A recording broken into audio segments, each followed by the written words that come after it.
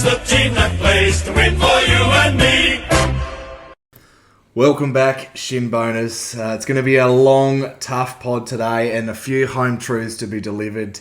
To help me get through it after a shambolic Good Friday is the Big Chief. Chief, welcome.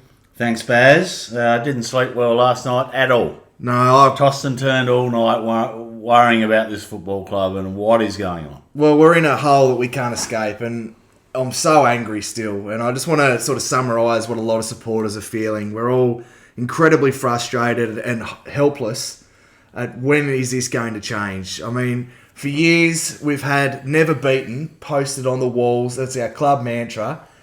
And that's out the window. The Shinboner spirit, I mean, there's probably two players, George and PC, who are showing that at the moment. It's disgusting. Nobody wants to chase. Nobody wants to be the man to lift the side, except George, who came in for his first game yesterday and really lifted, and no one would come with him, unfortunately. And we've been very patient as a fan base, 6 or 7 years now at the bottom end of the ladder. When is it going to turn? And probably the bigger question is it going to bloody turn? And I hear Clarko in his presser, it's gonna turn. We see the small wins. Well, I'm not saying nothing because Carlton could barely kick. I think they'd kicked more than 60 once, which was against West Coast. And for them to put up 150 against us is disgraceful. And the performance for all the members that turned up yesterday, it was embarrassing. And you and I are both staunch that we don't leave the game early, and we still probably wouldn't. But I cannot blame one single person yesterday who walked out because it was an embarrassing effort from 20 of the 23 probably. Now, I like the fact that they kept showing that Shinboner in the stands, on the steps, with his froth. Just didn't know what to do, but he did stay. He stuck it out, and hats off to him. There were a couple of wins yesterday. Unfortunately, not many on the field, but I'll tip my hat to him because he just thought, he thought what we're all thinking, WTF, but he sat there or stood there with his beer and just thought, what can I do? Just have a beer and laugh, because that's all we can control as the fans. We can stick tough, but we want to see some action, and I want to see the axe. Tell you what, if your chickens aren't laying eggs, what do? You go and sharpen the axe, and they see you sharpen. You do it in front of them, and then they start laying eggs. I think that's what Clarko's got to do. Some of these midfielders and others there's who a don't lot. have a defensive bone in their body. There's a lot, and some that aren't really happy to put their body on the line. And just as we're recording now, Melbourne are playing Fremantle, and they've got a big early lead. But they swung the axe. They weren't scared to, dropping players like Van Rooyen and co. So I want to see, there has to be changes made, because if we're going to lose by 80 points, you may as well be getting some games into Will Dawson and co. Well, hang on, I've just said deja vu. Didn't Clarko say that in his first year, at about round 10? Isn't that exactly what he said? Yeah. And here we are 3 years later, almost, and nothing has changed. And I'm so angry and frustrated. we've shown bits and pieces, but we want wins. I don't want to be here for another 6 years thinking, we've improved here and the signs are looking good. And meanwhile, Nick Larkey's 35.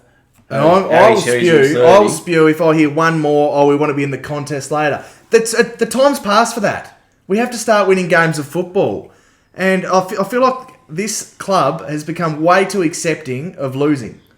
And the losing culture is permeating through the club, besides the females. Thank God we've got the AFLW, which is some bit of hope and enjoyment watching football. But there's got to be, I want to see them all get out to Clarko's farm, some stern looks and a few home truths delivered by each other, that what they're dishing up is not good enough. Yep, exactly. And like Carlton aren't Carlton we thought they were. A lot of people had them in the 8. They're scraping into the bottom of the 8 at best. They're not a top 4 side. And we all went in, much like we did with the Sydney game, thinking it's a 50-50. We should be winning this. We should be right in it. And to get absolutely thumped by 80 points, just not on the biggest game. And I said in the preview, you agreed, we've got to treat it like a final. Let's find out who wants to come to finals with us, who can stand up under the pressure of the big lights, the big game. And about 2 players did. No, I think probably George, PC, and Parker were Yeah. the only ones who handled the pressure. Yeah, I think Harry did. I think Harry was good. He was just his normal good. Not he's great because he had way too many handballs for my liking, but he's still getting it. But he didn't get the option to use his lethal kicking. But I thought Harry could hold his head up high as well. Okay, but there's just too many players that are nice players but don't want to put in the work when it turned over. The whole midfield got belted, besides obviously George, but he only played 55% of the game. Oh, when he came on, didn't we lift? How good was he? He was awesome. How freaking good. What do you have, 20-odd possessions? He only played about 50% game time. He was so far clear our best player, it wasn't funny. And what's he give? Effort. And that's not... Like, where is that? That should be lifting the likes of your LDUs, your POWs, and go through there. And speaking of team changes, Will Phillips straight in for mine. I don't care if he can only get it 15 times. The one thing he'll do is put his nose down, he'll chase his ass off, and he'll have a fair dinkum crack. Yep. So he has to come in no matter what for me next week. Yeah, we'll get to team changes later. Yeah, we're just... I don't even know where we're going next. I'm that emotional off the top because I've had enough. And then our biggest takeaway is that the light at the end of the tunnel has been... It's disappeared. Well, it's an oncoming train. That's the problem. That's at what the it moment. is. It is what it is. And the big train is a big fat reality check that this progress that we think we've made is non-existent. And I will straight up spew if I hear one more pre-season of, we're looking good. Of course we're looking good. We're playing ourselves. We don't chase and we can't defend. Everyone's going to look good in the pre-season. There were worries in the pre-season for me. When we played our own reserves, they kicked about 5 in a row against us. Why is that? Because what you just said, no defensive pressure. Teams can get run-ons. Against Melbourne reserves, they flogged us. And against the Wet Toast, who are a very poor team, they beat us. Yeah, well, we got called out a little bit. So there were worrying signs from there, even though we're all up and about in pre-season. And then what's happened? Sydney, we thought we could win that. They flogged us. Well, half man Sydney. Half Carlton were missing Mackay and a few of our others as well, and they still flogged us. And Western Bulldogs, we played okay, but we got beaten. They were missing 5 or 6 stars, like absolute stars. yeah, it's a really disappointing position we find ourselves in, and we thought we'll pass this. And just on those pre-season games, we were pretty strong about that on the pod and got sort of a bit of feedback from our listeners that it's just a pre-season game. Yeah, which is well, fair here we enough. are. It's an opinion pod, and that was our opinion at the time. And unfortunately, I suppose what I'm trying to say is not just an overreaction to last night. It's been building this, and every time we think we've got a 50-50 game, which we should be winning with our improvement, we're not even getting close to winning. No, we're not. That's a disappointing thing. I could have probably copped a 20-point loss, but not an 80-point loss. And the way it happened, they just walked goal in after goal. In the second half, just goal after goal after goal. Walked in, all their small forwards that you'd barely even heard of. Who the hell is Will White? Yeah, Who the hell is he? He's Walter White. He was cooking. He was cooking like Walter White was in Breaking Bad. Ollie Lord, it was on our VFL list this time last year. Cooper Lord, isn't it? Cooper Lord, sorry. Ollie Lord, he'll kick 6 next week. Don't worry about that. Yes. But yeah, it's exactly right. Like, they were just nobodies. They're just kicking. How easy. And what I want to see when we're in positions like that is this zone is clearly not working. So go man on man. So let's bloody see who wants to defend. Yeah. Because then you can really get into the nitty gritty of it, and no more pointing. You've got him, and we're all defending space 10 metres off and they're cutting through. Let's get back to 18 on 18 and see who wants to have a fair income crack. Because last night or yesterday afternoon there was about 4 players. I think if you're man on man, it's going to help with our non-defensive midfield. Yeah. Because at least you're going to be back shoulder on someone. They're probably still going to lace them out, but at least you'll be there. Whereas with a zone, they just pick through it. We've seen it time after time with this team. It just gets picked through because there's not enough defensive midfield. And it's taken, almost 10 minutes to get to my biggest takeaway. We can't tackle. We cannot tackle. How many broken tackles, or they still get the handball out, and we can't do that? That was a big difference in the game for me. We got smashed in the stoppages, and that's why. We couldn't stop them when they had the ball from releasing it to someone else. Whereas when we got it, we were wrapped up. We couldn't break the tackles, or we couldn't get an effective handball away. If it did, the skill level was poor. I've decided that Jamie McMillan must be the tackling coach because he could never lay a Yeah, tackle. and Liam Anthony's the skills coach. But the And only sorry, they're shin boners, but yeah, they weren't great at those two aspects, were they? No, we're bloody pissed off. Well, we're so- pissed off, and we don't want to pot our own, but we're going to have we've to got because that's a North pot. Exactly. Just while you're speaking about laying tackles there, I reckon there's two players I can think of that can actually lay a proper tackle and it doesn't get broken. One being X and the other being PC. Yeah. That's Unfortunately, just not good PC will then give a 50 away for some reason. Yeah, well, But yeah, he was good, PC, from limited opportunities, but we'll get to the good players later. There weren't many to choose from. no. Well, let's get into our match notes, and this is going to be some tough listening, but we'll try our best to get through. So we kicked 2-2 in the first quarter, and Carlton kicked 7-3, and I'm not going to go in timeline order because I want to get straight to the thing that pissed me off the most, and that was the score was 14-13. Nick Larkey takes a mark about 15 out. A contested mark. Yeah. It was magnificent. That's not his go, and he's taken a magnificent contested mark, 15 out. And sorry, I've interrupted you. That's all right. He never, ever kicks around the corner. He's a little drop punt sizzler. Changes that up. Thinks, a bit of me time. Go around. Whether the pressure got to him of the big occasion. And he's kicked it round the corner into the post. Tying the game at 14. Carlton kicked 5 straight after that. And then that's curtains. Yeah, and the thing is, they didn't even show it.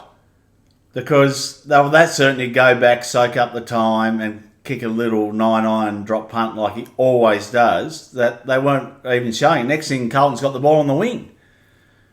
And they're showing the replay that he's hit the post. What the hell was he thinking? And this is what I reckon. I reckon he didn't want the moment. I reckon, you know how I talked about who's going to stand up, who wants the pressure, who wants the limelight. He got rid of it quick. That's why they kick around the corner, to take the pressure off. Oh, I've missed it, I've gone around the corner. They're not good enough, especially from him. He's never done that unless he's tied on the boundary. And the whole team, I reckon the whole stadium just deflated in that very moment. And that's your vice captain, your key forward. You're all Australian. He's just taken a magnificent mark and just let it down. And I know we can have skill errors, but he rushed it. There was no need to. And we didn't have time to set up. As I said, by the time the broadcasters realised he'd hit the post, Carlton got the ball on the wing. So at least if he goes back, takes his 30 seconds, kicks a goal. Imagine if he kicks a goal, the roar. We're 5 points up, right in it, up to our teeth. And instead, it just deflates. And they showed a few close-ups of him, and he looked shot. He looked absolutely devoid of confidence after that, and he did. For about 5 minutes. Well, for about 3.5 quarters, because you did stuff all after that. No, but they kept showing him, and he was so worried about it for 5 minutes. Like, you've got to move on. You're a leader of this football club. Yeah, and they've got a mindfulness coach. Well, obviously not listening, because you've got to put it. Piss him off and get a damn tackling coach. Exactly. You've got to you've got to put it behind you straight away. Amnesia's your best friend in that situation. It's like in golf. I keep going back to golf. Come on, Clarko. We're not. This is not. I don't want to hear. But one you more play a golf bad analogy. shot. You play a bad shot. Amnesia's your best friend, and it's the same if you miss a goal. You just got to get on and be positive about your next action. We played 18 holes of bad golf yesterday on the Yes. North Melbourne Footy Club. We did. There's a couple of positives I want to touch on. George Wardlaw, awesome early. Paul Curtis kicked a magnificent goal from 50 out on a tough angle, and then took a mark. We had about 5 on him. It was 1 on 5, and I was watching the game with you, and we both said afterwards we're pretty confident to take that. That's just the talent he is. He's very talented overhead for a 185 operator, and yeah, beat 3 of them, and he was out of position, but just hard at it, back with the flight, magnificent, and yeah, just. George, I wrote him down, and then I've got 3 ticks and 3 underlines for George. That's how good he was in that quarter, because mostly you just get your name written down, and if you're really good, you get another tick. But he was magnificent, and haven't we missed him? Well, it's just that's the standard. It's just manic. Well, he's above the standard. If we had 18 Georges out there, look out, we're not losing any games. No. We might kick 5 goals, 25, but we're not losing many contests. But there was another moment in that first quarter, just to touch back on a negative, that Griffin Logue sort of picked up a ground ball about 15 out from goal, and that's where you've just got to use your experience, pin it in, pretend you're trying, stoppage. He just soft drop, not wanting the contact, which there's a lot of players that happened to yesterday, which really annoyed me. And sort of give up a half handball, snap goal, Carlton. And that was in the chain where you need your leaders to stand up and take the sting out of the game for a couple of minutes. But no, we can't. And back to the runs of goals again. 5 yesterday. I reckon they kicked another at least 5 during the game as well. I don't have the stats in front of me, but we're just way too easy to score against. And I think the players, I don't know whether they don't want to put the work in or they're just happy to collect their paychecks, but the Shinboner spirit, well, like in previous teams, we could have played that poorly and been beaten in the contest, but we wouldn't give up. And what I saw yesterday, body language, there was a lot that we're just sort of jogging it out till the end of the game, minus George and a few others. Yeah, I think I disagree a little bit. I think it's hard to tell on the defensive running, right, on TV.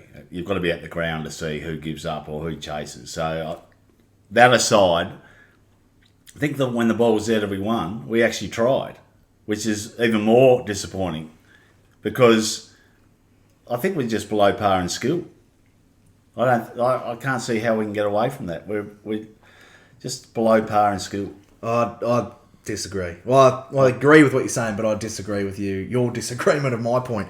Because you don't get killed on spread like that week in, week out. West Coast, they are a horrendous list, right? But last night, they had a fair income crack, didn't get killed from spread, and nearly beat Essendon. We've got an enormous amount of top 10 picks, quality on every line, but if you're not willing to put the work in, you're not going to reap the benefits. So I like Richmond. They got a bunch of kids in there. They're having a fair income crack. We don't have the same application, I don't think. Yeah, I don't know. I think when the ball's there, we try and win it, but if the opposition gets it, we're just too content. I think we're all in there trying to win the ball, and they just get it out to the outside too easy. That's what happened yesterday, and we've seen the Bulldogs do that to us, and a lot of teams get it on the outside because we're too much bees to a honeypot. And then once it's on the outside, no one's running anyone down. And unfortunately, they're not even running hard enough to put pressure on. So that I agree with that aspect of it. Well, it's the token chase, isn't it? Oh, well, in the review, it looks like I'm trying, but I'm not really. That's what appears to me. Oh, yeah. Well, I can't stand the chase where they're half chasing, and then the ball carrier has a little of a bump, fumble or hesitation, and then they think, oh, shit, I can get them now. And then they really put in. Well, put in all the time. Put in the whole way. That annoys me. And they just miss it at the end. Yeah, well, if you had gone flat stick, it would have been holding the ball. If you got to top gear earlier instead of jogging along in third and then thinking, oh, shit, I can get them now. All right, let's go to the second quarter, unless you've got anything else for them first in your doctor-style notes over there that you won't be able to probably read. Yeah, I think they killed us with the short kicks through the midfield again. Yeah, didn't they? Just a little 30-metre hit-ups. Anyway, yeah, I think the main one was Larky miss, just sucked it out of us. And I can cop a skill error, but I can't cop it when you're the best set shot in the league and you quickly play on and have a snap from 15 out. I agree. If he misses that, I can cop that a lot better if he does his normal routine and okay. Yeah. But when you, go away from what's made you statistically the best shot in AFL. Yep. Well, and it gives your defence a chance to set up for the miss. Yeah, we can't defend as it is, let alone if we don't have time to set up. So let's have a look at the second quarter. We saw a mini response, all right? So we won this quarter, so there'll be a few positives in here. We kicked 4 goals, 1. They kicked 2-2. Soft free kick to Curnow to kick off the quarter. No shock there. But the Luke McDonald mark had to be paid. That was more than a mark. How they didn't pay that, and just to paint the picture, he came up third up in front, grabbed it all the way to the ground, and then it spilt free. It was clearly a mark on TV and no play on, and then directly result of that, over exuberant on the Curnow, who had ducked it, got the Joel Selwood type high in the goal square goal. Some positives we'll touch on here. I thought George again setting the standard. I thought Parker went with him. The Jedi and the Apprentice. Master and the Apprentice. Master and the Apprentice went at it, and Parker I thought was good, had a crack. Elmac I thought had a good quarter, lifted. I thought had some important moments. That should have been paid a mark. And that's another one doesn't even show up on the umpire discrepancy board because it's just one that's not paid. It doesn't even show that it should have been paid, and we're a bit underdone again by the umpires, I think it's fair to say, but by no means does that excuse what happened or made a massive difference to what happened. But But it's still annoying. It does kill momentum. And the North fans chanting bullshit was That was very great. entertaining. Yeah, hats off to all those North fans. It came through very clearly on the TV, and rightly so. And that's a little mini grind my gears. Richo and all these specialist commentators don't point it out enough. No. Like even the McDonald mark that should have been paid, they didn't point that out. You're there for an opinion. They're too scared. They're scared of the bosses at 7 and the AFL are going to fine them or cut them. And Carlton. They're scared of them too, probably. A couple more positives. I thought Dill Stevens worked hard, and he was one of the few that could take it from the wing and kick it inboard to the corridor. And then Jack Darling had a really good kick, about the only thing he did all day, but inboard to find Luke Parker on his non-preferred as well to hit him up. So they're my positives for the second quarter. Have you got anything else before we turn to the negative my side? man, Big X was put under the hammer with a handball, and 2 came and tackled him. He still got the handball release. Now, I was worried And about I said to you watching, I said, look out. And you go, oh, X will be right. And I said, no, look out, the Carlton player's coming to tackle him. He's going to flatten him. just he on was X, good. I thought in the first quarter he got flogged by DeConing, and I thought, well, why are we playing him? Yeah. But I thought his next 3 were pretty good, and I reckon he just about took the chocolates off DeConing. I mean, I think he did. Scoreboard aside. Yeah, I think he did. And he battled it out. I mean, that's it. You're just never beaten. Like you said, what's written on the bloody walls at Arden Street, never beaten. You can have bad moments, like Larky. You can have a bad moment, but you've got to fight back. You've got the rest of the game to fight back. And credit to Big X, I thought he did. Yeah, I agree. And 11 tackles, so he got that back into his game as well yesterday. And a bit of contact for DeConing, who didn't quite enjoy it again. And I think John had a good angry moment too. Oh, didn't he? well, I'm getting to him in a minute with a not a good moment. So Yeah, no, but remember he was in the goal square and he wanted to go and belt someone, but he sort of just yeah, I think didn't he gave quite. away a free or something, didn't he? No, it was his free. He got flattened. Oh, that's right. Yeah, yes, man, he wanted to go and remonstrate, but the red mist just subsided enough that he didn't quite go through with it. But I thought that's why I don't mind angry Chong. Now I'd like to see angry Clarko. But we'll get Has to to that. come back. We'll get to that later. Keep going. What are we in? Third quarter. No, I've got negatives for the second quarter. Charlie Comben has to be banned. I mean, I don't want to see him in defence again, but if he is, he cannot be the switcher because he tried to touch the roof of Marvel, and it just kills you. Now, Simple mistakes like that. I tell you what, we mentioned it. I think last pod when he did the same thing. Well, he did it to Colby in about round 1 or 2. Remember where Colby had to wait? He's done it a couple of times. He's got to kick it, not to where the bloke's standing waiting for it. He's got to make the bloke move 5 or 10 metres either side, because the hang time kills you. It's up there for 4 or 5 seconds, and that gives the nearest defender 20 metres away plenty of time to get there and intercept. So you've got to make them run away from the defender a bit with a 50-metre cross kick. That's a simple thing to do. Just don't kick it where they're standing. Make them lead onto it. I've got the whole coaching group in the gun as well. Lee Adams, in charge of the mids. How we have not developed a system where we're not all bees to the honeypot and we can actually stop the spread and easy in to out. That's what footy's all about. You listen to all the expert analysis. It's all about in to out in today's football now. Yep. We're all drawn in, and I feel sorry for our defence. I mean, we don't have superstars down there, but with the ease of the ball coming in, it wouldn't really matter if we had Sam Taylor and co down there. I mean, it'd limit a little bit of the damage, but teams would still be kicking 100 plus because it's just not good enough. The forwards coach, I think that's Big X Clark, isn't it? Is he the forwards coach? I think He's so. under pressure because I'm sick to death of seeing when we finally get a bit of corridor ball and we're streaming through, all the forwards run back, and it drives me nuts. It drives me insane. Because One hit up. They run into the same space, so they end up spoiling each other. One has to hit up and create that space. Absolutely. It drives me insane. And the backline coach. How about we learn how to clean up a ground ball? Oh, Can we do that, please? So that we don't have all these little no-name forwards kicking 3 goals.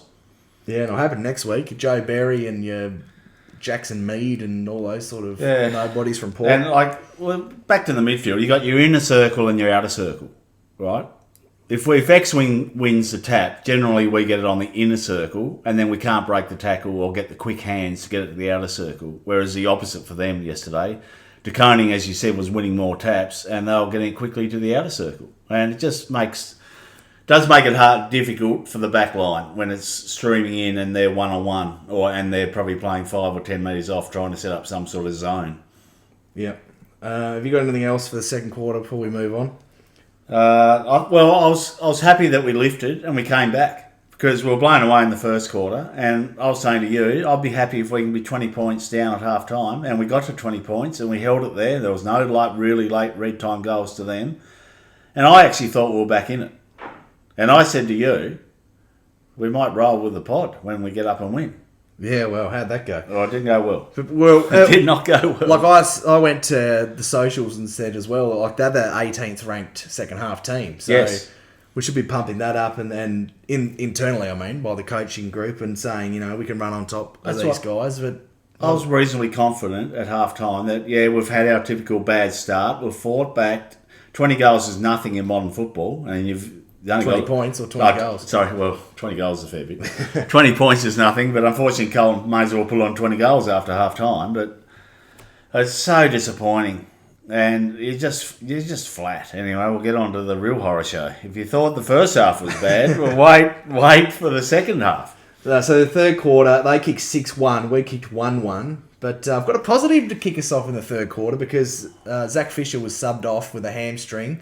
So he'll miss at least 4 to 6, it looks, with that one, and repeat soft tissue injuries for him. But Zane Dersma came on, had a great start. He went back with the flight at one point. Yep. He kicked a goal in the third quarter and showed a bit. Yes, no, and hopefully he's starting next week. Well, why'd he go to the sub? He played well against the Suns. Yeah, I don't know. It doesn't make sense. I've got a few questions for Clarko and his coaching panel. There's a few cars being washed by some of the players, I reckon. Getting a game that shouldn't be. But we couldn't buy a free like Harry being held at the contest. I know, retrospectively looking now, that it's an 80-point margin, but when the game was sort of still there to be won... They make a big difference. They do. They do make a big difference. Now, you think I've been hard on this guy, and I probably am a bit hard on him because I know the enormous talent that he is, but it happened again yesterday, and it's something he needs to get out of his game ASAP, and that's Colby McKercher. As soon as he gets tackled, he drops the ball. Yep. He's not holding it in and taking the stoppage. I think he needs to go back and into the twos, learn some defensive aspects of his game, get a bit tougher, get some harder ball before he comes back in. I think he's having a horrendous run of the second-year Blues. Yep. And is just not impacting. So I can see Clarko either moving him to half-back to play the Fisher role or sending him to the twos. Yes, well, I agree. But if he goes to the twos, you'll probably play a centre bounce attendance role. One, he'll play like the old terminology, the rover. And it's sort of not what he's getting a chance to play at AFL level, is he? No. He's playing outside. But he needs to... He gets that loose ball and he knows the heat's coming and he drops it. And it's not good enough. You've got to either... You've got to hold it and try and hold in, just take the tackle and hope the umpire says no pry. Well, which who knows what that meant yesterday. Well, who knows, but he has been run down tackled a few times, which is always going to be holding the ball, but sometimes they're pretty good on the no pry, but sometimes they're horrific, but you just got to... Regardless, you've got to take the contact. You just got to take it, because the loose ball spill, especially when it's around that half back area for us, just results in a shot at goal. Yeah, it kills you. Another player who had simple mistakes, Jai Simpkin, and it's becoming a real bugbear of mine in his game that we can never question his effort. No, that's sort of what I was alluding to when you were talking about effort before. Like Jai, I think, leads the way with effort. Yeah, but I still think there's players in our team that don't. Yeah, we won't go over that. I think you're right, yeah. But I just didn't want to label them all. No, okay. But Jai, yes, you can never question his effort, but just simple mistakes. And as a leader of your football club, you just can't be... You've got to have a high standard. Your captain is not your best player, but your captain also shouldn't be absolutely killing you when he goes to just make simple kicks and can't hit the target, and it results in a goal and the heads drop. And it's happened for too long. And as a first-round, high-level, high-end draft pick, you expect better. You do. And he's never... It's always been a blemish on his game. And we've called it since we've done this pod, and well before we started doing this pod. And it's just very disappointing because you think he should have the skill level. Yeah. I know it's hard in the heat of the battle, but as we've said previously, he does it when the heat's not really on, much like Bailey Scott. Yeah, that's exactly right. Skill errors, slow ball movement, and then just to cap off the third quarter, Chom goes back, take an intercept mark. Aiden Core spoils him straight to Carlton goal. What was Core thinking there? I think Core had on in totality a pretty reasonable game, but he just has his, as Fredo calls them, these Aiden Core moments, and they just kill you because they result in goals. And it undoes all the good work that he does. It undoes all the good work. It's like that joke about the one goat. What's that? It's a bit blue. Okay, so not Jimmy appropriate. Not Jimmy appropriate, but those who have heard it will know what I'm talking about. And it's just not good. Let's get to the last quarter then and finish up these match notes. It's a bit like one time at band camp. Oh, okay. For the American Pie fans. I thought Cam Zerha didn't have a whole lot of influence, but he was happy to put his body on the line, which I was impressed with. He was crashing and bashing, at least creating a spill in the forward line, which I don't think we see enough of that from our vice-captain. No. So, big tick to him there, although he really didn't impact the game and had a bad turnover at one point. What did he kick? 1 goal for the game? I think he probably had a handful of disposals. Yeah, he kicked the one from about 50 where it was shepherded through by Larkey. Yeah. And way too often he kicked long to Larkey, his best mate, in the goal square. And it just resulted in off-hands point. There's no lowering of the eyes. He did that. We missed Harry once, I think that was in the first quarter, where Harry was alone on the 50 and he just bombed it in long from 70 out. And he had Harry, probably our best kick, all alone 50 metres out. Yeah, he must be pulling Lower his your hair eyes. out. Harry was 40 metres clear. Like, he could have dribbled it along the ground. He just still had time to pick it up.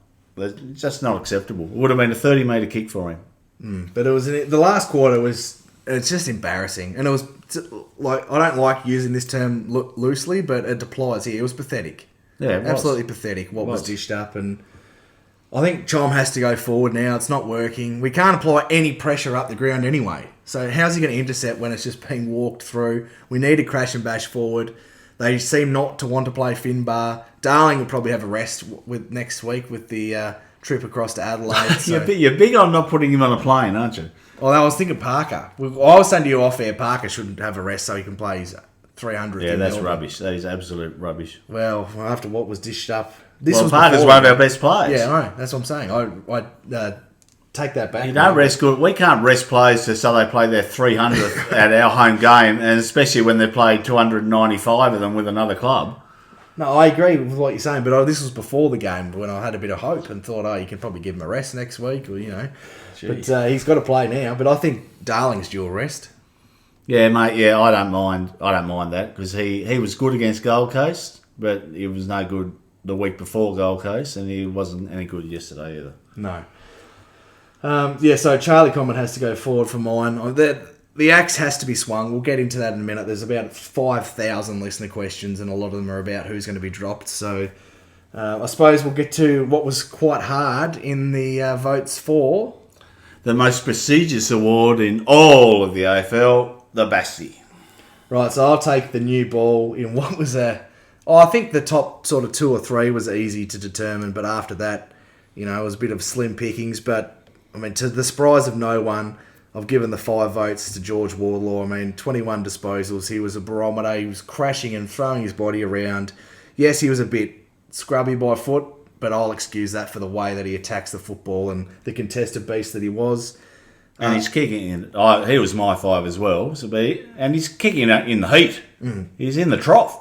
He's kicking it out of the trough with the gumboots on, like the black gumboots. Like, that's why you got to forgive a bit of the kicking when you're under intense pressure, because he's winning the hard ball. Oh, that's my point exactly. Yeah, no, I'm agreeing. I'm just layering up. The 4 votes we both gave to Paul Curtis. 12 disposals, 7 score involvements, 3 goals, 1. Clearly our best forward, as he has been all year. Has to be in All-Australian talks right now. They're finally talking about it, so that's good. So let's hope he can keep his form up. He's the only one who looked dangerous up there all the time, and he's too good for him. Yeah, He's actually too good for him. I mean, there's not many players in our team you can say they're too good for the opposition, and he is. I agree wholeheartedly. The 3 votes I gave to Luke Parker. He had 23 disposals, 2 goals, and did a really good job on Patrick Cripps. I mean, Cripps was really quiet and had 6 clearances to go along with that, and we couldn't buy clearance yesterday. And there was a stat that LDU was in there for 33 centre bounces and got 3 clearances or something like that. And Powell wasn't much better, but then Harry and a few others had better success rates, but not getting enough looks. So yeah, I don't know. Yeah, I didn't see that stat, but I'd believe it because I watched the game. Yeah. The 2 votes I gave to the man I just mentioned, Harry Sheasel, 32 disposals and 6 tackles, and tried his heart out all day. Yeah, too many handballs, unfortunately. We need to free him up so he can kick it, but he's still getting the pill, and his handballs are good, but his kicking's going to be more damaging. And just for the listeners, you had 3 for Harry, 2 for Parker, Yep. so just the other way around. Yep. And then we both had differences of opinions for the 1, so I'll let you go first for your 1. Well, I went Big X. I think we've covered him enough. He was beaten early, but he never gave up.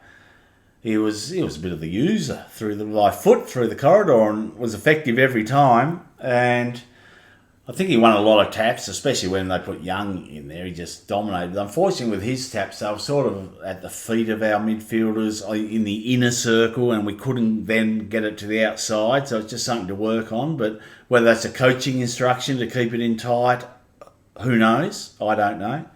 But it was almost there. But yeah, I think. Oh, you haven't got to your 1 yet, but I thought he was okay too. But I'll give it to X, and the 11 tackles, that's back where we want him. Yeah. And he hurt someone at one stage, didn't he? I remember us laughing because he was really giving someone a bit of extra love in the tackle. The 1 vote, this could get... He's a bit of a whipping boy, but I thought he was good again, and I think 3 weeks in a row he's been in the votes. It was Dill Stevens. He had the 21 disposals. I thought he worked hard and was one of the few players that could actually use the ball by foot. And just sidetracking a bit to Big X, I feel more confident with him kicking it than half of our midfield. Yeah, well, that's a sad thing. It is. Well, it's a big tick for X because he's a good user for a ruckman or for anyone, but particularly the ruckmen are always a bit maligned. But think about it: with all the top 15 picks in our midfield, we've got a pick 73 ruckman who's a better use than He's wearing the helmet. I know. Ridiculous. Disco got the 1 from me. Thought he worked hard as well. I was tossing up between him and X for the 1, and I think Elmac was probably unlucky, but it's hard when his man, I don't know what his man kicked, but they kicked as how many goals they kicked in total? Oh, too many. Too many. So, but I thought he tried really hard, Elmac.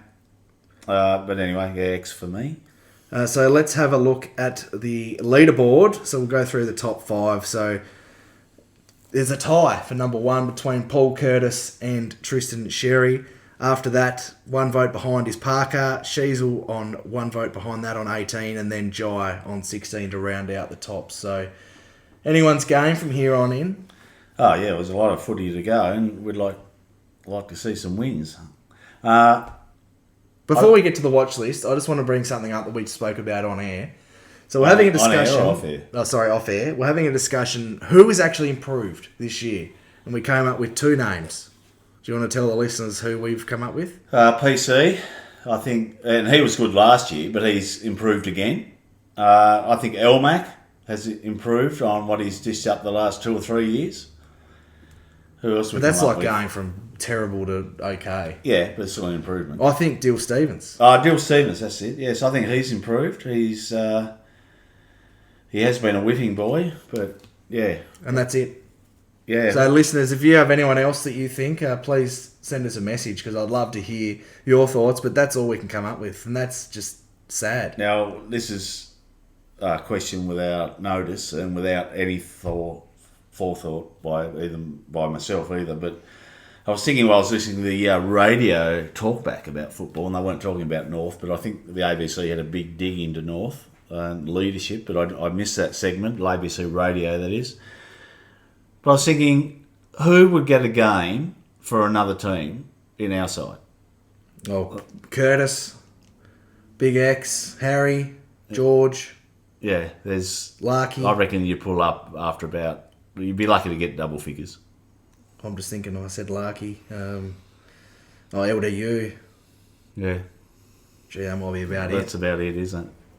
Any side. Anyway, that's just the listeners can think that we probably missed one, but Oh, we're doing it off the top of our heads. off the top of our heads. Oh, but Parker probably gets a game from most other teams. yeah, we'd fallen out with Sydney, but yeah, probably.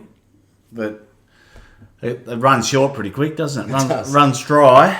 Right, now, I don't know if this is on the listener questions because you don't show me, but what did you think of the kickouts?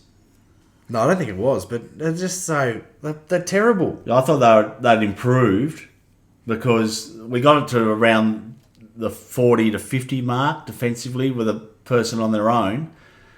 Unfortunately, then, it was just along down the line. That's the only option. We've got no one that can cross, no one that can take a hard kick into the midfield.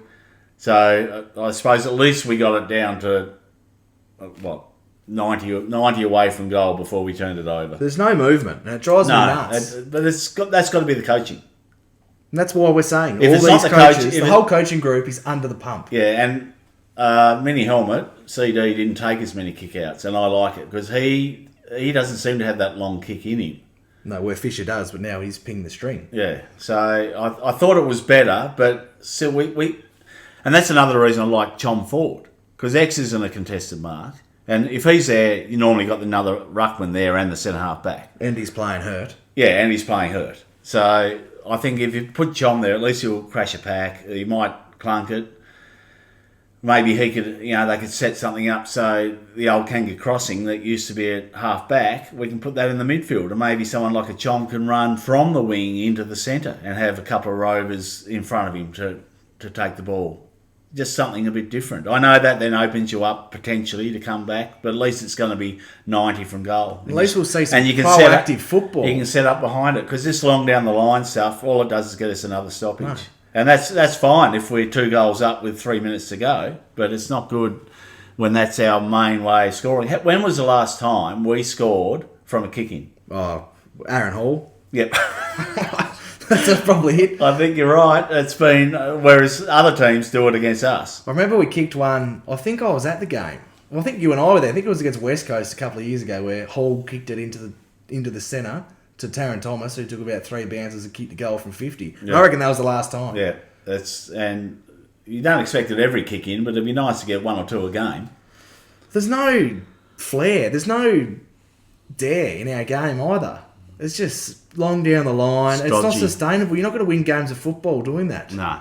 So let's get into our next segment, which is the list you don't want to be on, the watch list. No. And just a reminder, we've got Bailey Scott on there and Clarko so far. Are you adding anyone? I could have added 20 if I wanted to, Okay. but I've restricted myself to 3.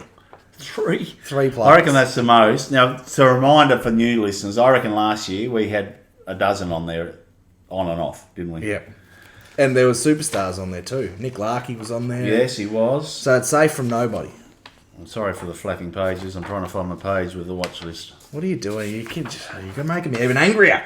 Yeah. So while you try and find that,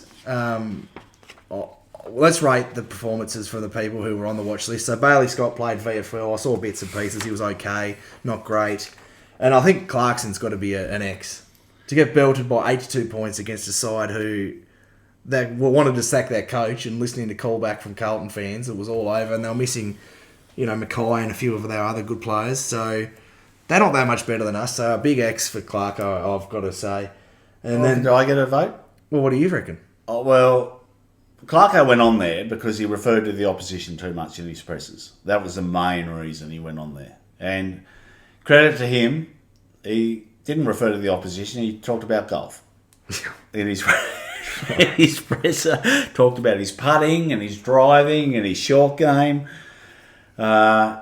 Look, I was going to give him a dash because I thought at least he didn't say Carlton are a good team. Because if he'd have done that, my TV would be in 6,000 pieces. I tell you, it would be. But what did he change structurally? I mean, I know he changed. Sorry. He did say that round the contest where we got blown away, which surprised him because that's how one would. Their golf reference for you. They try to get get it more on the inside and restrict them on the inside. Then when they got it outside, they tried to restrict them on the outside. So I think they tried things, but the Cattle, the opposition were too good, which ticked to him. He didn't say they were. Well, he said they were, but he didn't say as an excuse that they were too good. Oh, they're a good side. They're a good side, Carlton. But and I mean, Patch Adams, the midfield coach, has to take a lot of some heat. So I'm thinking more a dash, but to dish that trash up, we're going to go hard because 6 years we're into this. 6 freaking years. And before that, I thought, gee, North have been good because we've never really bottomed out. Well, sorry, little Jimmy, but F me. We've freaking bottomed out. And So you're going to say it. no, I don't like swearing. We'll give him a cross. But he didn't put Comben forward, didn't try and... No, that that's pissed it. me off. Yeah, put Chom forward. Why? Are they worried about his ankles or something? I don't know. If the midfield isn't working, put a Paul Curtis in there for 5 minutes. Cam Zerhardt, try something.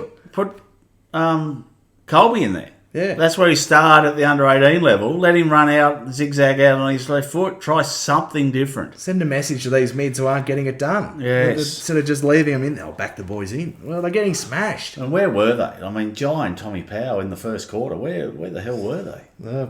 Not just the first quarter. On the train. Oh, it's just... Anyway, so... Who are you putting on? Well, I've got 3 coming on. Okay, go. We're starting with Griffin Logue. Well, he looks so unfit.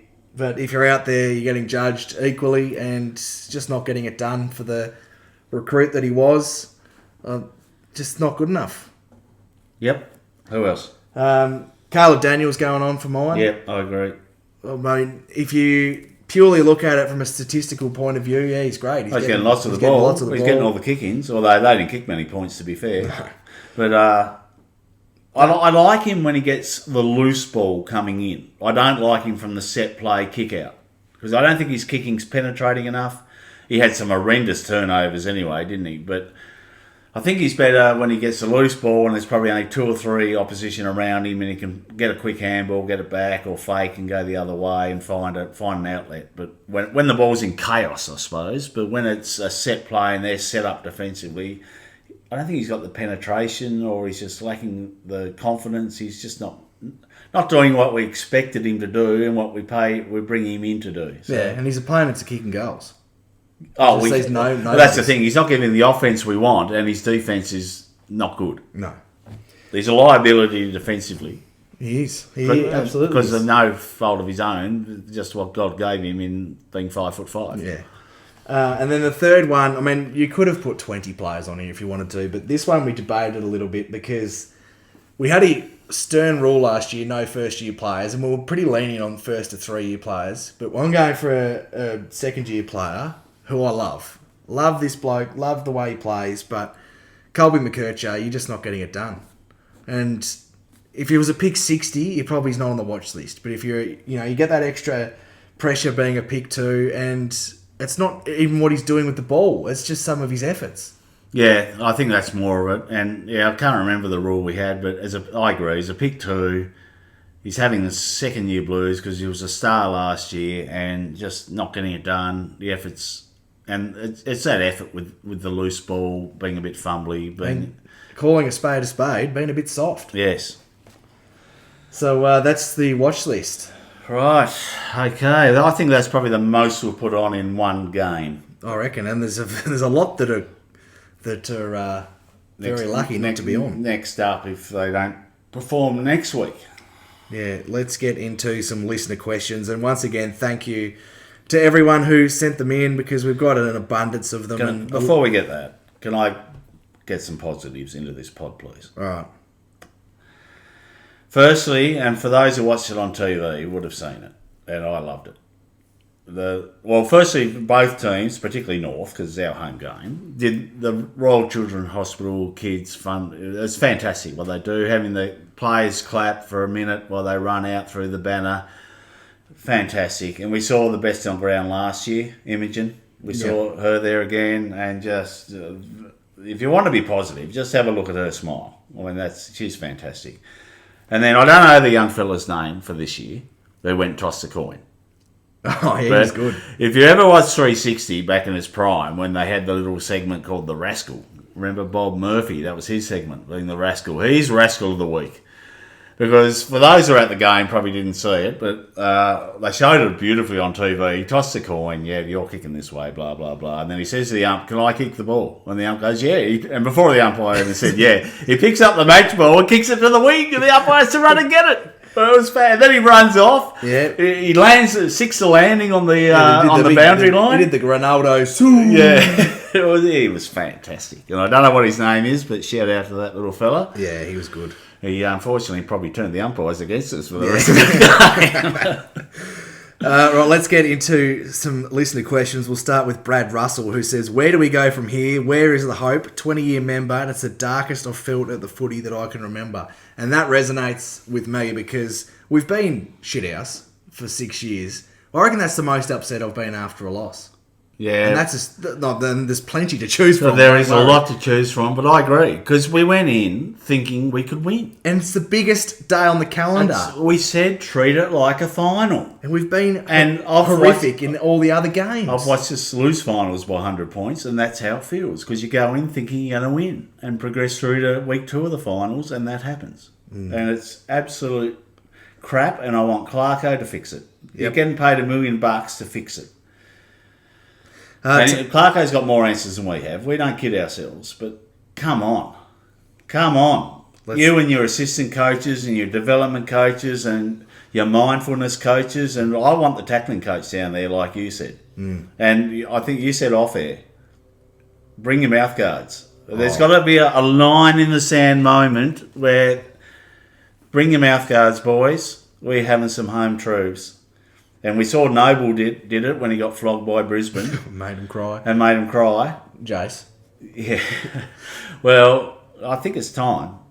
It's time for that again. And you're going to play a man's sport. Cuddly Clarko's got to walk out the door. I don't want to pay $1 million a year for Cuddly Clarko. Do you know what I'll pay? I'll pay for the renovations when he punches a few holes through the wall because that's what we need. Well, he got rid of the walls when he first walked in. We'll bring him back so he can punch him back down. Exactly. Tubby Tanker, Clarko had the wrong group of players for our game plan, drops a good user and defender in Hardeman and keeps Tucker, who can't hit the side of a barn door. Tucker has to go. Yeah. I'm calling that. Hardeman for Tucker straight away. I know Fisher's already out, but... just... Archer. Big Archer's coming Well, back. Arch will be back. So Arch, Hardeman in, Tucker, Fisher out. And let's just paint the picture for listeners. That's not it. No, that's not it. That's just what we're talking about at the moment. And Chom forward. Yep. So depending on how many tall forwards they've got, maybe one of the Dawsons in. Yep. I didn't see enough of the VFL to say who, but... No, neither did I. Get games into shotgun. Yeah, I agree. They got a really tall... They got Lord. He's probably a good matchup for him. They got Georgiades. Yeah, you need probably Core or someone a bit mobility on him. He's more your lead up forward, isn't he? I think make a statement and drop Griffin Logue. Yeah. There you go. Okay. There's well, one. We haven't got right into the thought process of that, but that's an early thought. Next question we have here is from Flash Nicole. Zerha needs a rest. He's been uninspiring, not alone. If we're going to continually get beaten like this, then sadly there are going to be a few in off-field roles visiting Centrelink at the end of the season. It's time for angry hour. Centrelink, I like it. Yeah. Now, Zerha had a low possession game, but he had a lot of metres gained, and we had him in line for a True Shinbone Award, which we haven't got to, because he had some really hard efforts. But actually, I'm thinking of it. There's only one for the True Shinbone. It's George. Well, that's what I was going to say. George. So we'll park the listener questions for a second. True Shinboner for this week is George Wardlaw. If you want to know why, just go and watch when he first came on. Yeah. Just the first 5 minutes of his game time and look at the lift it gave the stadium. Oh, it was awesome. It was absolutely awesome. And one of the few bright spots in a horrifically And dark what's he, day. 20? 20-year-old Played goes 26 games. that hard. And he did it in his first game. Oh, I'll put the C on him. Oh, that's how strong I'm going to be. If he could actually get his body right. Yes.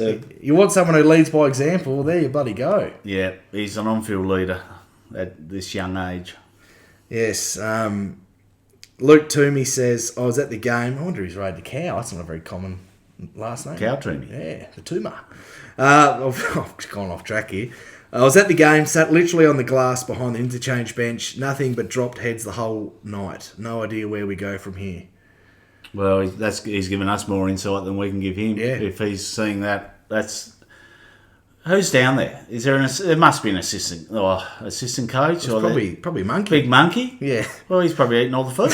He would have gone in and had a little snack. Yeah, no, well, someone's got to get them up and about, or the runner's there. Who's the runner? The ex-Bulldog bloke? Daniel Cross. Yeah, well, he's seen it all. He should be getting them up and about. But I would think he's talking about the last quarter.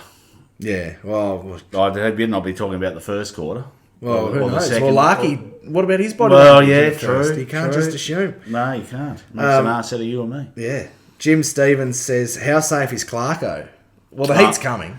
The heat's on him from the supporter base, isn't it? But no one on this pod is calling for him to get sacked. We're calling. It sets us back. No, even it further. absolutely sets us back. He will see out his contract, and it'll be stupid from the club. He's made the club relevant, hasn't he? Again, because he's such more than what it was. yeah, because he's such a big name. So imagine if we had McWalter. Yeah. I mean, nothing against him, but he's a no-name. And I will say that a point that doesn't get brought up, like if you want to sack Clarko, you got to still pay him out. He's 1.2 Yeah, million a and year. all these other coaches, and as Larky and everyone else has said who's been there for 6 years, they're sick of having to prove themselves every summer. They're having a big summer with brand new coaches, not just the senior, but the line coaches. So and the fitness staff and everyone. So you just got to have stability. I think And we need we'll get to the end of his tenure and then see where we are. Because he keeps saying it'll turn, and when it turns, it can turn quickly, and we know it can. But he's a Titanic turning into the iceberg. we're trying to turn a car without a steering wheel at the moment. That's what's happening. Directionless. Yeah, it's just not. I think we've got the direction, but either the coaches aren't coaching to their best ability, or the players aren't playing to what the coaches want, or the coaches have got the wrong game plan. Because remember, Clarko at a best and fairest night said it's up to onto the coaches now to get the game plan for this group of players, which is, as we all know, midfield heavy. And we thought midfield would be our strength, but we got belted, and not by the superstar 3 votes Cripps. Or Walsh. He was quite. Or as Walsh well. was quite. Yeah, it was the two no Bloody names. George Hewitt and Chera. Yeah, no names. Yeah. Virtually. B graders. Annoys me. That's absolutely fair. And I think we need to try and get a senior assistant in to help Clarko. Yeah, I don't know where we are with the soft cap. I think Clarko's taken up too much Well, of the money. Simo, he'll come for He'll do it for nothing. He's got to come on. Or Horse. Like, Horse has always been His best mates are Clarko. he's a good defensive coach. So even having him, but he's waiting. He can come for a year or two till he comes down here to Tassie, take the head role. Yeah. Oh, you don't want... No, I'm not going there. Keep going. No. Next question. Well, I say next question. I reckon half of them are this. What changes for next week? So Tom Ford. I want Tom Ford. Tom Ford. Get Dawson in the back line. One of the Dawsons, whichever Or one's Toby in Pink, form. for God's sake. Even give him a go. He'll have a crack. And I'd he's rather not one of the most talented. Dawsons. I think Cal's been in reasonable form in the VFL from what I've seen. He's playing sort of an interceptor type role, and I still question mark his overhead marking, and he will give a bit more run. But I think shotgun's the future. 200 centimetre lockdown forward, and Ollie Lord and another young bloke, match them head to head, see how he goes, give him a go. I tell you what, the response next week, it'd want to be good. Well, just for our listeners who have made it this far, and we thank you very much for getting 58 minutes through therapy. But for our listeners, you won't be on the review pod for the next couple of weeks because No. you're pissing off internationally right when we need you. Yeah, well, I'll be keeping an eye on it from the land of the long white cloud, because I'm not watching rugby. You'll be down there with the hobbits. Yeah. They've taken him to Isengard. Well, did we forget to answer the question? I don't even know where we're at. We're rattled. Well, you're running the show. I'm just going to move on. Next question, Brad Richard. How do you lads keep the faith after that? What do you think the problem is? Well, we've had 59 minutes of the problem, but how do we keep the faith? Forwards don't hit up, mids don't win the ball, get beaten on the spread, don't chase and defend, and the defenders are under the pump and are probably B graders at best. You could just end the pod after 30 seconds That's there. it. Maybe we should have started with that. How do we keep the faith? Well, it's a toxic relationship, isn't it? Like, I love this We club love to the death. club. I We love love this it. club. I'm so invested in this group. I love the club, and my unwavering love will never cease. But I'm so fed up with what's being dished up at the moment. And I'm not one of these people, and I don't hold any grudges against people who won't watch next week. I've got just too much investment. I'll be watching every game, no matter what. I never leave the game early, never turn it off the TV early, just watch it because you just... Even before we did the pod, we used to have these discussions amongst ourselves and with the Frog, and we just want to see how we can improve. And now we talk about it so everyone can hear our stupid ideas, but I can never turn it off, even if we're getting beat by 100 points. I want to see who deserves to pull the bloody magnificent blue and white Shimbona jumper on the next week and who deserves to be shown the door. Yeah. And that's the only way. And unfortunately, I didn't want to bring it up this early, but this list is our list for next year. Because unless we get free agents or trades, we're not getting a high-end draft pick. No. And unfortunately, I went to golf today and I saw a bloody Richmond supporter, and he said, "Thanks for the number one pick." And haven't got a lot to come back with. Haven't got a lot to come back with. Well, they're looking better than we are. And that's the sad thing. Anyway, there's a long time to go, and we're generally glass is half full, but someone came and kicked over our glass yesterday. Yeah. Got smashed on my head, the glass yesterday. What else have we got here? Oh, there's a lot of comments about playing too many midfielders out of position. So I think that's more in reference to like Colby playing off half back and all that sort of stuff. Yeah, he did it last year though, didn't he? Yeah. And did it well last year. So just out of form, and he hasn't played that half forward role before, which he's playing. Well, I thought he'd be good on the wing. Well, I want to see Big Game Zane on the wing. I think Stevens has done enough to hold his wing down. I mean, what? Well, here's one. What? Who have we got in the VFL? We haven't got a superstar in the VFL to come in, have we? Because Will Phil's had his chance and has been okay. But he'll provide effort. Yeah, no, I'm just saying it's not as if we get Will Phil back, we're going to be 5-goal better team. But it's not going to be the case. Oh, I think Archers makes us a 2 or 3 goal better team because he actually defends. Well, he can beat his man, and he's not going to give that line-breaking run, and he'll be a safe user at best. He can come off an intercept but what about the forwards? I mean, Casanti, is he doing enough? He regretted straight away giving the shush when you're 70 points down. That was You could see though on the replay that he thought, "Oh shit, what have I done?" Yeah, he's probably been copying it all game. That we're shit, he's shit, everyone's shit. But do we try Cooper Harvey a kick 3 in the VFL? Do we try a Geordie Payne? Yep. Do we go back to RJ Robbie Hanson Jr.? No, not from what I saw in the VFL. I mean, yesterday. I think Cassani. It's hard to tell from TV how much pressure he's giving.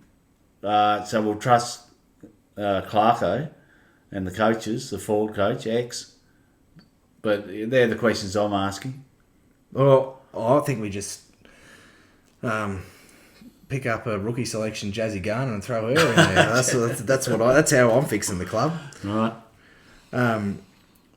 Yeah, there's lots of questions around the board as well, and like our leadership with Sonia Hood and Jen Watt. I understand the frustration, and it is frustrating when members are turning up week in, week out, and there's no, like we're hearing, we're on the right path, you know. Doesn't seem to be a whole lot of accountability for performance, I suppose, is what I'm summing up, and that is incredibly frustrating. Yeah, well, I suppose she thinks she got the best coach going round in Clarko. Well, he's definitely hamstrung in what he's allowed to say, I reckon. He looks like a man who's... Well, he shouldn't be. Can't quite say what he wants. Well, because he's had that many bloody reprimands. He's not allowed to coach on the boundary anymore. Yeah, okay. Who do you think's hamstring? Himself, the AFL, or I think Big Toddy Viney? I think it's probably the board as The well. board, You can't come out here slashing the players. Not that he would, but like being demanding more. It's a slow process because he seems to recycle the same crap every week in the presses. And that's not, if you go back to his time at Hawthorn, he was really honest. Yeah. Did he have a more senior bunch, more skilled bunch? I don't know. But even when they were poor, like, has he lost his edge, or is he being sort of, the old gun behind there? You're not saying this in the presser, so Yeah, I don't know. I think Clarko would.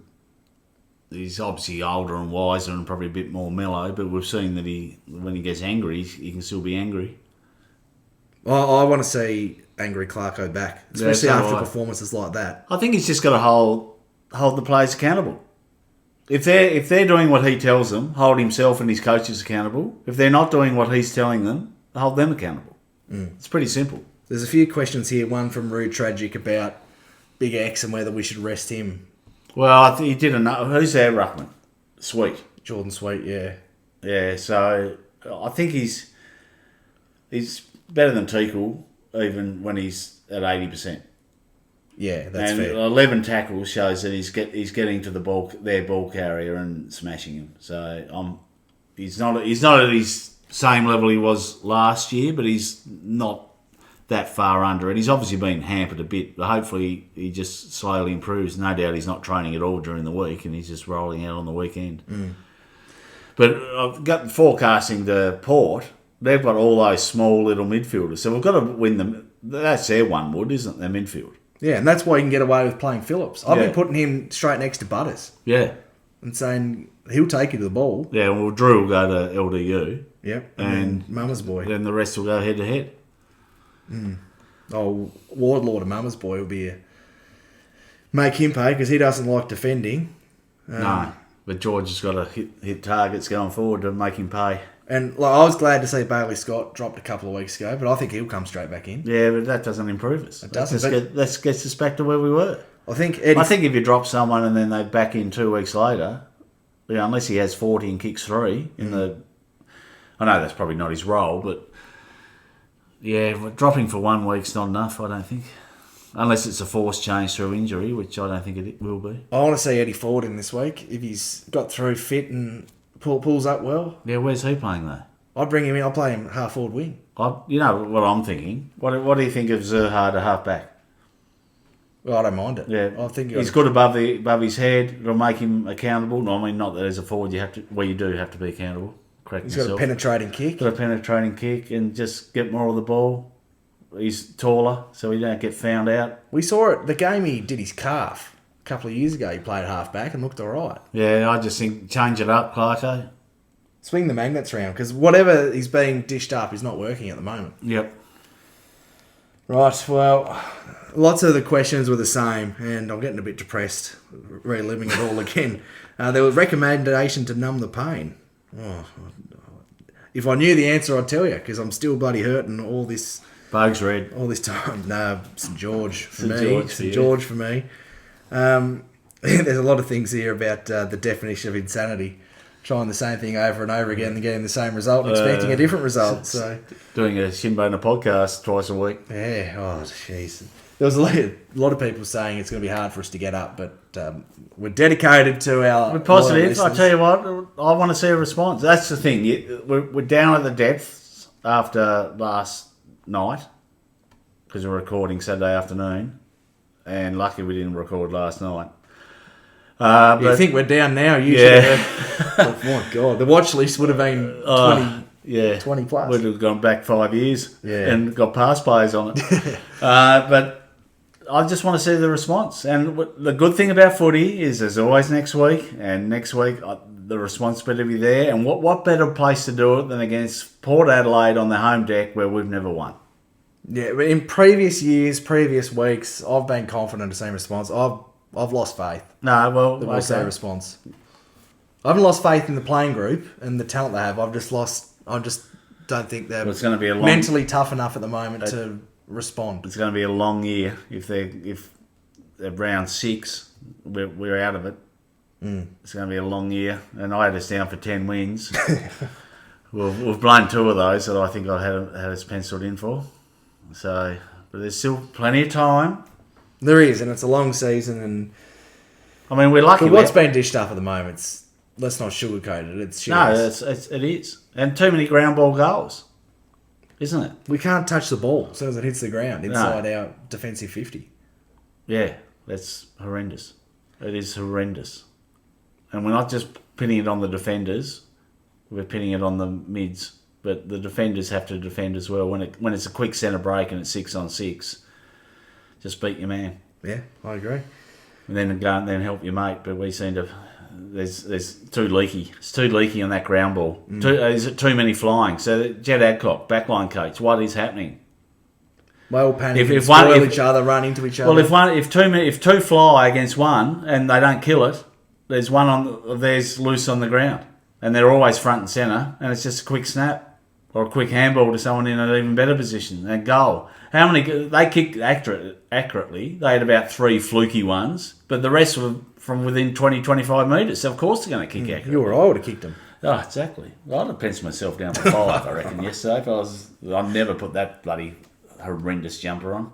No, never. But that might be about us. That's about all I can cop today because I'm still extremely angry and disappointed with what was dished up. But to counteract that, the unwavering support will stay for this club and this podcast will stay. So yes. Make sure you tune in next time as we go back over a preview pod against the Power and hopefully see a response. But a very dark day for our club yesterday, Yeah. and rightly so, the media attacking us. Big stage. Who stands up?